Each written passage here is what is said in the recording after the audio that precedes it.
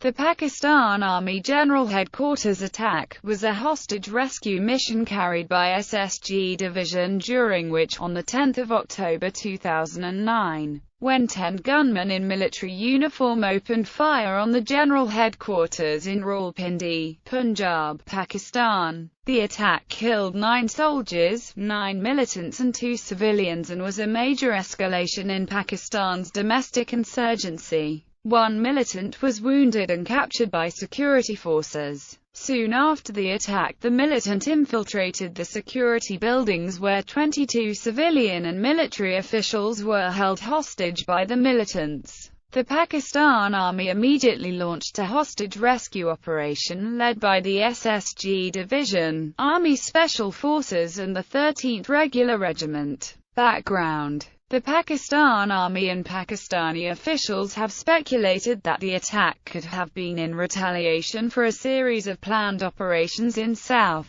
Waziristan. A report published in the News International on 5 October, quoting Interior Department Punjab, had forewarned that militants wearing army uniforms would carry out an attack on GHQ. If they fail to enter as per the first plan, then as an alternative they will drive the vehicle to the allegedly broken wall of the GHQ and jump down into the compound using a ladder. The Daily Jang also reported on a possible threat. Initial attack: they arrived in a white van and attacked the compound with guns and hand grenades. At least 3 explosions were heard during the assault. During the attack, 5 militants and 6 soldiers were killed. The army dead included a brigadier and a lieutenant colonel. The attackers then took 42 hostages, said to include civilians and senior military personnel, to a location near the headquarters. As the militants took over the security buildings, they took more than 42 people at gunpoint. The majority of them were civilian officials and unarmed military personnel.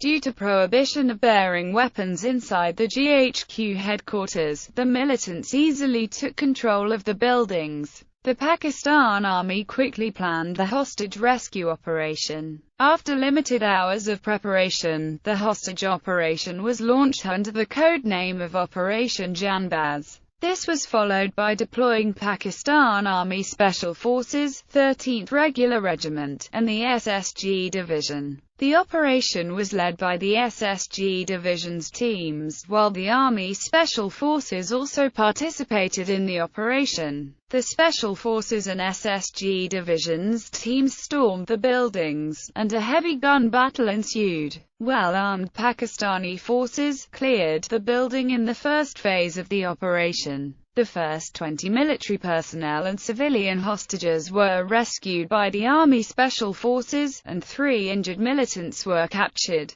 After that, the remaining hostages were then rescued by the Pakistan Army's Special Forces and the SSG Division. Among the hostages were 22 who were being guarded by a suicide bomber, who failed to blow himself up and was subsequently killed. During the attack, which took place at 06:00 hours, 4 militants, 2 commandos, and 3 hostages were killed. 3 commandos later died of their injuries. 1 militant was captured. He was named as Muhammad Akil, and was said to be the leader of the group and the mastermind of the 3rd of March attack on the Sri Lankan cricket team. Akil was arrested in a building separate from the other militants, and 5 hostages were rescued from him. He had also tried to blow himself up and was injured in the process. Photographs of 2 of the attackers were released to the general public for identification. Investigations: police raided a house at Dhok-1, Model Town Humak where the militants had stayed, and arrested the owner, Azam Qazi, as well as the property dealer who rented the house to the attackers.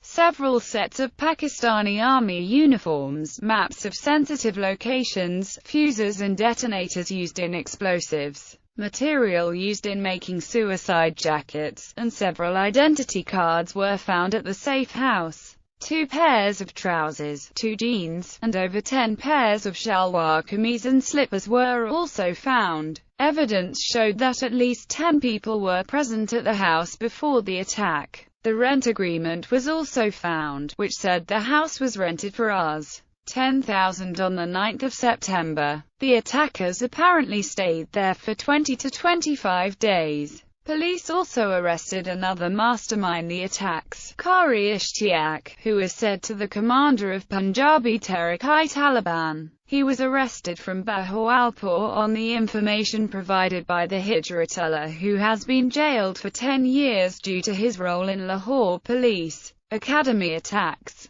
7 other militants were arrested from different parts of Punjab on his information responsibility. A first information report was registered at Royal Artillery Bazaar Police Station against Muhammad Akil, alias Drive, Usman, for the attack. Furno 674 was registered under the Anti-Terrorism Act. It alleged murder, attempted murder, and possession of explosives and illegal arms. Tehrik-i-Taliban claimed responsibility for the attack in a phone call to an AFP reporter. The call was made by TTP spokesman Azam Tariq. As long as Pakistan continues its operation against the Taliban, we will also keep continuing such attacks. We claim responsibility for the attack on GHQ. It was carried out by our Punjab branch. We have the capability to strike at any place in Pakistan. Analysts have said the leader, Dr. Usman, is a member of the HUJI or the Lashkar-e-Jangvi, acting in concert with the TTP. According to ISPR, the attack was planned in South Waziristan, and 5 out of the 10 attackers belonged to Baytullah Mashood's group. According to Time, 5 of the 10 attackers were from Punjab. As such, the attack is believed to be one of the first major attacks attributed to the Punjabi Taliban. Former state-supported militants now operating with the Taliban. Senior officials of the army were the prime target of the attacks. They were to be held hostage in order to secure the release of 100 already detained militants. Subsequent airstrikes. Following the attacks, the Pakistan Air Force retaliated with 2 airstrikes on suspected militant targets in South Waziristan on Sunday evening, the 11th of October. According to Pakistani intelligence officials, 5 militants were killed. On the night of the 11th of October, Pakistan Air Force fighter jets pounded various hideouts of militants in South Waziristan, killing 13 Taliban fighters. In the meantime, Pakistani UAVs and surveillance planes were intermittently flying over various areas of North and South Waziristan. Media blackout. 2 news channels, GOTV and Samar, were taken off the air for an hour. A message from Pakistan's media regulatory body appeared on those channels announcing it was temporarily suspending transmission of independent news TV channels until further notice. The 15th of October attacks. On the 15th of October, several more attacks were carried out against government buildings in areas across Pakistan. 4 gunmen attacked the Federal Investigation Agency building in Lahore. 7 police and attackers were killed in the assault. Also attacked the 2 police academies and a police station in Kohat. Reaction. Pakistan Prime Minister Yousaf Raza Gilani strongly condemned the attack. Interior Minister Rehman Malik said in a statement, "We have been left no other option except to go ahead to face them." He called on all so-called terrorists to surrender and they might expect leniency. He praised the great expertise of the Pakistani army in dealing with the attack on GHQ.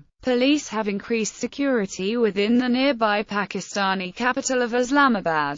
United States Secretary of State Hillary Rodham Clinton said in London that she wished to point out this shows the continuing threats to the Pakistani government and the very important steps that the civilian leadership, along with the military, are taking to root out the extremists and prevent violence and direct assaults on the sovereignty of the state.